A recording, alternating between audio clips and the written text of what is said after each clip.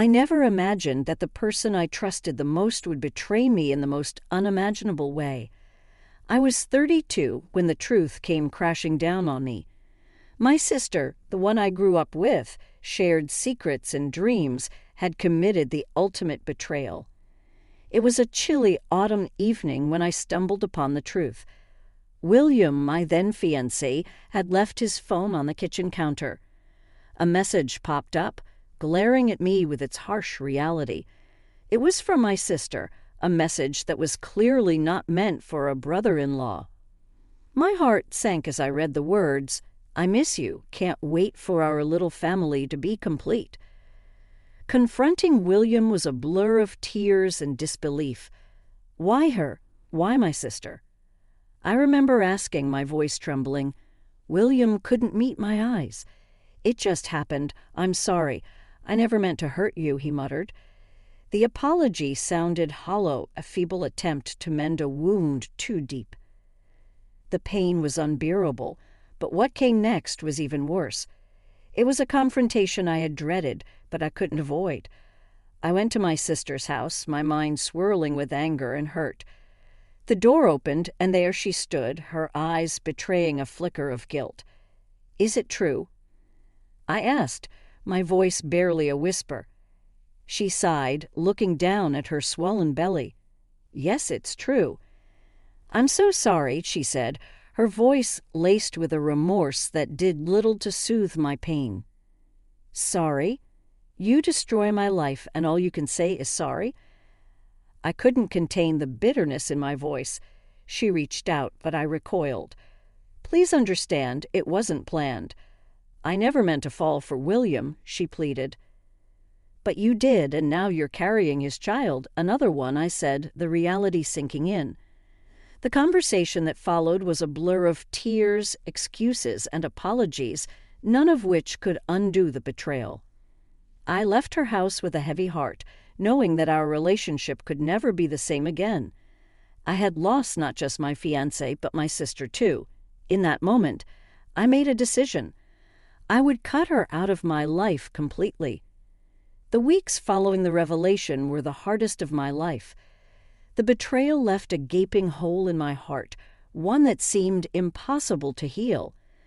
I was engulfed by a mixture of anger, sadness, and an overwhelming sense of loss. It wasn't just about losing William, it was the profound betrayal by my sister that cut the deepest. I remember the day I decided to cut ties. It was a decision that felt both heartbreaking and necessary. My family had gathered at our parents' house, a place that once felt like a sanctuary of warmth and love, now tainted by the betrayal. My mother approached me cautiously, her eyes filled with worry. "Honey, I know you're hurt, but she's still your sister. Maybe with time." I cut her off, the bitterness evident in my voice. "No, Mom, there's no maybe here. She's not my sister anymore, not after what she's done." My father, usually a man of few words, placed a comforting hand on my shoulder. "We understand your pain, but she's family. Family sticks together," he said softly. I shook my head, tears brimming in my eyes. Family doesn't do what she did. She made her choice, and now I'm making mine. "I can't. I won't have her in my life anymore," I stated firmly. My parents exchanged a sorrowful glance, the weight of my words hanging heavily in the air. I stood up, feeling the need to assert my decision further. "I expect everyone to respect my choice. I don't want to hear about her. I don't want to see her, and I certainly don't want her to be a part of my life in any way." My mother reached out, her voice trembling. "But she's your sister," she interjected. I interrupted, a firm resolve in my tone. She was my sister. She's nothing to me now. The room fell silent, the finality of my words settling like dust. I walked out of that room knowing I had closed a significant chapter of my life. It was more painful for my family to witness this rift, but for me, it was a necessary step to move forward. As I drove away from the house that day, I felt a strange mix of relief and sorrow. I was leaving behind a part of my life, a part of who I was, but I knew deep down it was the only way to heal, to rebuild myself from the ashes of betrayal. 2 years had passed since the day I decided to sever ties with my sister. Life, as it tends to, moved on in its unpredictable rhythm, leading me to paths I never imagined I would tread. Among these was meeting James, the man who would eventually become my husband. James and I met at a mutual friend's party.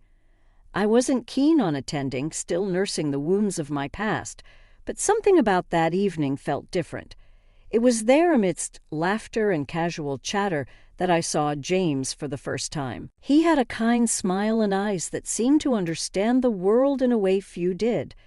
We hit it off instantly, talking for hours. It was during one of our deep conversations that I decided to open up about my past. I had a pretty rough breakup, I started hesitantly. My ex-fiancé and my sister. They betrayed me in the worst way possible. James listened intently, his expression one of understanding rather than pity. I know something about betrayal myself, he shared. My brother, believe it or not, had a habit of getting involved with my exes. I guess some siblings just don't understand boundaries. There was comfort in finding someone who understood the pain and complexity of such betrayals. Our shared experiences drew us closer, and before we knew it, we were inseparable. Our relationship blossomed into something beautiful and solid. When James proposed, it was under a sky full of stars, at the very same spot where we had met. "You've brought light into my life in ways you can't imagine," he said, his voice filled with emotion. "Will you marry me?" Tears of joy rolled down my cheeks as I nodded, whispering, "Yes, yes, 1,000 times yes." Our wedding was a small, intimate affair surrounded by those who truly mattered. As I walked down the aisle, my heart felt lighter than it had in years. The pain of the past was still there, but it was overshadowed by the hope of a new beginning. James and I soon started a family, welcoming 3 beautiful children into our lives. They were a constant source of joy and laughter, filling our home with love and warmth. In those moments, holding my children or looking into James' loving eyes, I realized how far I had come. The betrayal that had once seemed like the end of my world was now just a distant memory. It had led me to this new life, a life filled with love, trust, and the happiness I once thought I'd lost forever. Life with James and our children was blissful, a stark contrast to the turmoil of my past. However, the world outside our little haven continued to spin, and with it came news of my sister and William that I couldn't avoid. One evening as James and I were putting the kids to bed, he mentioned, "I heard something about William today. He's had an accident at work, quite serious." "I believe." I paused, a complex mix of emotions bubbling inside me. "Oh, and how did you hear about this?" "Mike from the office, you remember. He's William's colleague," James explained. "And my sister." The words left my lips before I could stop them. Part of me didn't want to know, but the other part, the part that still remembered her as my sister, cared. Despite everything, she's struggling, to say the least, with William's disability and her own health issues. "Things aren't looking great for them," James said gently, understanding the weight of his words. I sighed deeply, conflicted. "Thank you for telling me, James." The news of their hardship stirred something in me. Despite the pain and betrayal, I couldn't completely erase the fact that she was once my sister, someone I loved and cared for. But the wound was still there, a reminder of the line she had crossed. A few days later, my mother called. I could sense the hesitancy in her voice. "Dear, I know you don't want to hear about her, but your sister is in a bad place right now, and with William's condition, they're struggling to even feed the girls," Mom said softly. I felt a tug at my heart, thinking of the innocent children caught in the middle of this mess. "I need to think about this, Mom." "I can't promise anything." After the call, I sat down with James, pouring out my conflicted thoughts. They're innocent in all this, James, the kids. But helping them means opening a door I've closed a long time ago. James took my hand, offering a comforting squeeze. Whatever you decide, I'm with you. But remember, you don't owe them anything. Your first responsibility is to yourself and to our family. His words were a balm, a reminder of the new life I had built, a life that was far removed from the shadows of my past. I lay awake that night, pondering over a decision that felt impossible to make. My heart ached for the children, but was it enough to risk the peace I had fought so hard to find? The dilemma of whether to help my sister and her family weighed heavily on me. James noticed my unrest and often asked if I was all right, but I found it hard to articulate the storm brewing within. One evening, as we sat down for dinner, the phone rang. It was my father this time, his voice weary, a tone I wasn't accustomed to hearing from him. Your sister and William are in a tight spot. They asked if we could take in the girls for a while, he said. I felt a knot form in my stomach. And what did you say? We're considering it, but they also asked if you and James might help, he replied. I was silent for a moment, digesting his words. Dad, I don't think I can do that. There was a pause on the other end. I understand, but they are just kids. They shouldn't suffer for their parents' mistakes, he said gently. I know, Dad, I know, but it's not just about the kids. It's everything she did, everything she took from me, I replied, my voice strained with emotion. We just thought maybe for the sake of family, Dad. Some wounds are too deep. I'm sorry I can't. I hung up, feeling a mix of frustration and guilt. James reached across the table, covering my hand with his. It's okay to say no. You've been through a lot, he said. I nodded, grateful for his support, but still tormented by the decision. A few days later, my sister reached out directly, a message appearing on my social media. Her words were desperate. I know what happened between us, but I need you. The girls need you. We're family after all. I stared at the screen, her words echoing in my mind. Family. That word had lost its meaning when she betrayed me. I replied, my fingers typing with a resolve that surprised even me. What we had as family ended a long time ago. I'm sorry, but I can't help you. She responded quickly, a hint of bitterness in her words.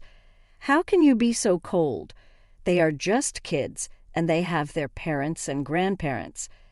I have my own family to think about, I wrote back, my heart racing with a cocktail of emotions. The exchange left me drained. It was one thing to say no to my parents, quite another to deny my sister directly, but I knew in my heart it was the right decision. My loyalty was to the family I had built, the family that stood by me when my world fell apart. That night, as I tucked my children into bed, their innocent faces a stark contrast to the complexity of the adult world, I knew I had made the right choice.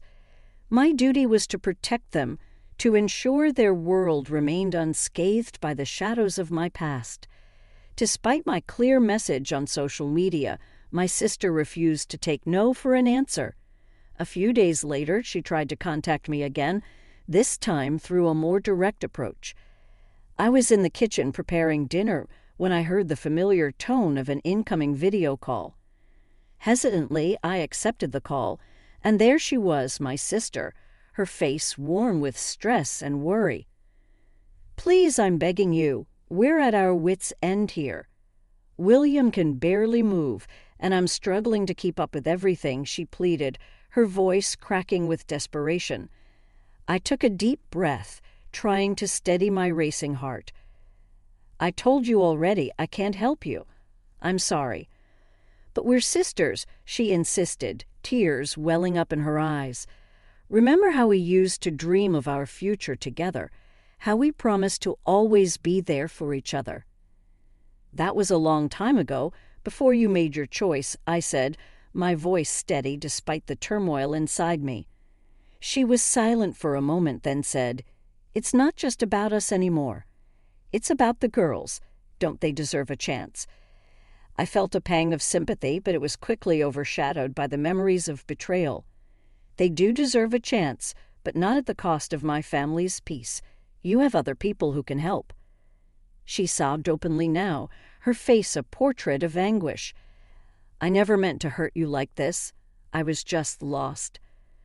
We all make choices, and we have to live with the consequences, I replied, my voice firmer than I felt. The call ended with her in tears and me in a state of emotional exhaustion. I turned off my phone, not wanting any more intrusions into the life I had painstakingly rebuilt. James found me sitting at the kitchen table, my head in my hands.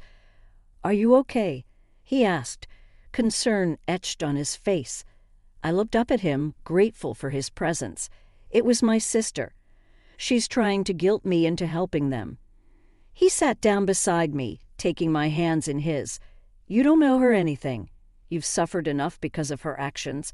It's okay to think of yourself." I nodded, drawing strength from his words.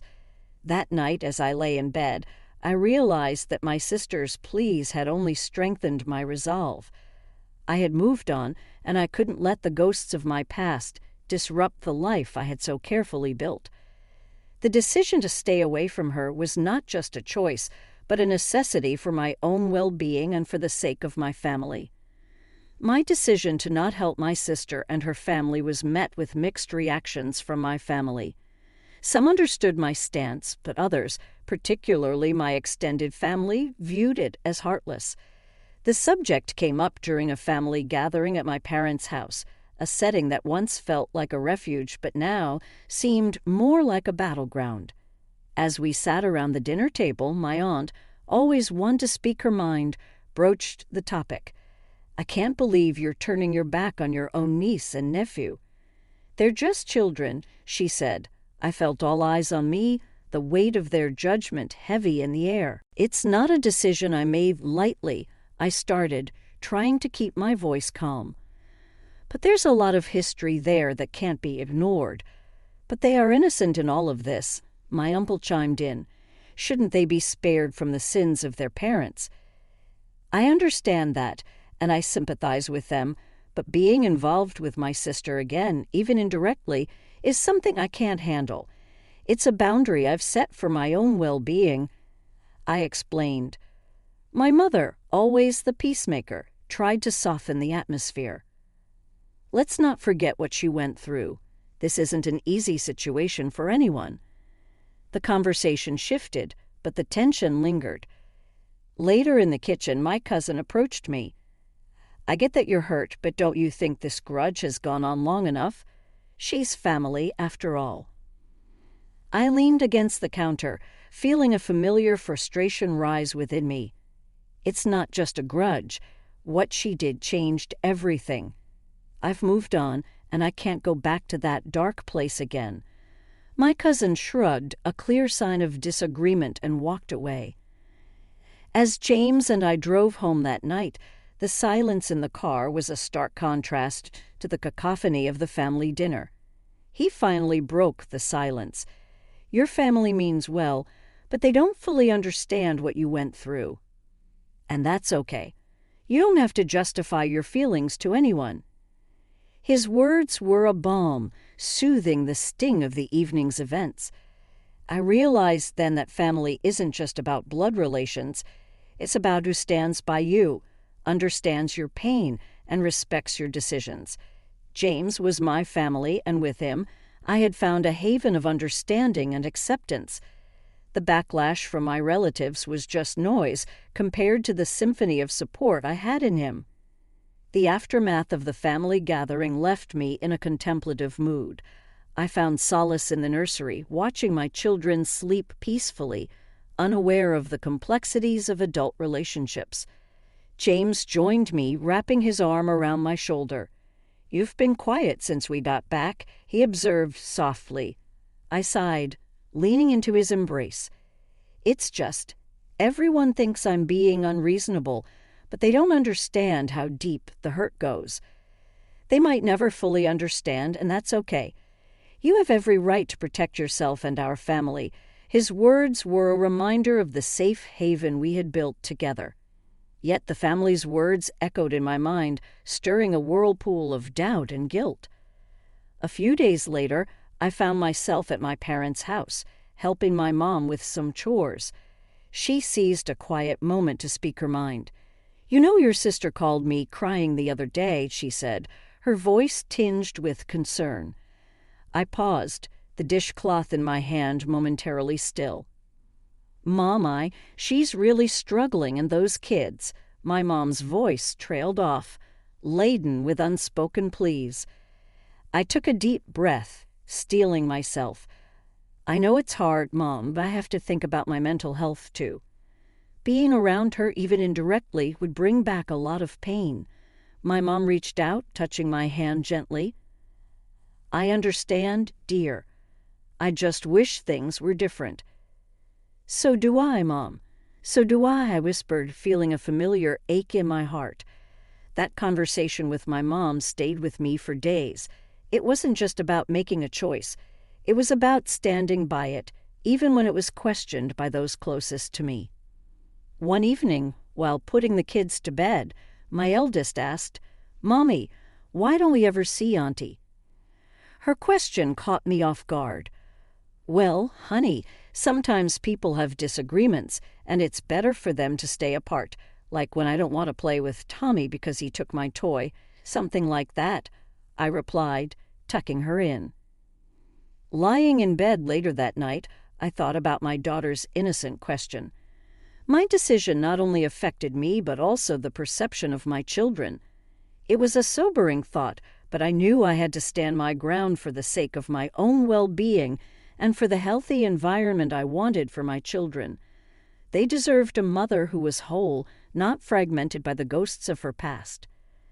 As days turned into weeks, the initial storm of family opinions gradually settled into a quiet but persistent hum in the background of our lives. Despite the support from James and the joy our children brought, there were moments when doubt crept in, whispering what-ifs and could-have-beens. One such evening, while the kids were at a sleepover and James and I were enjoying a quiet dinner, he broached the subject that had been lingering in the air. "You've been distant lately. Is it about your sister again?" he asked, his eyes reflecting a mix of concern and understanding. I put down my fork, the truth spilling out. Part of me wonders if I'm being too harsh, but then I remember the pain, the betrayal, and I just can't bring myself to face her, not even for the sake of her kids. James reached across the table, taking my hand. "It's okay to have these feelings. You're human. But don't forget you made this decision for valid reasons. Your peace of mind is important too." I nodded, grateful for his unwavering support. "I know. It's just hard when your own family questions your choices. We can't control what others think or feel, but we can control how we react and how we let it affect us in our family," he said gently. His words were a gentle reminder of the strength I had found in myself and in our life together. The path I had chosen was not an easy one, but it was one that prioritized my healing and the well-being of the family James and I had built.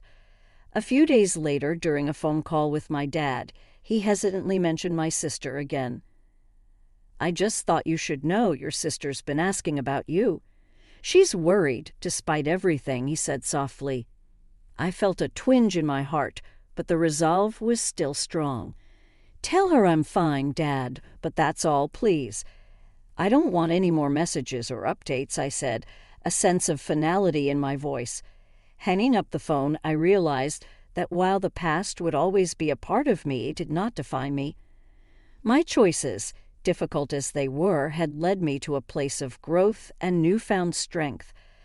I had learned to prioritize my own well-being and that of my immediate family. Though the future was uncertain and the path to forgiveness unclear, I found comfort in the love and stability that surrounded me now. Months had passed since I last heard from my sister. Life with James and our children continued to be a source of joy and stability. Yet the echoes of the past still resonated, a reminder of the journey I had been on. One sunny afternoon, while watching the kids play in the backyard, James joined me with 2 cups of coffee. He handed me one and smiled. "You seem more at peace these days," he remarked. I took a sip, feeling the warmth of the coffee in his presence. "I am. It's been a journey, but I think I'm finally learning to let go of the past." "That's good to hear. No matter what, I'm proud of how you've handled everything," he said, his eyes full of admiration. I leaned against him, grateful for his unwavering support. "Thanks, James. I couldn't have done it without you." As we sat in comfortable silence, I reflected on the changes within me. The bitterness and pain had faded, replaced by a sense of acceptance and inner peace. It wasn't about forgetting the past, but about choosing not to let it control my present and future.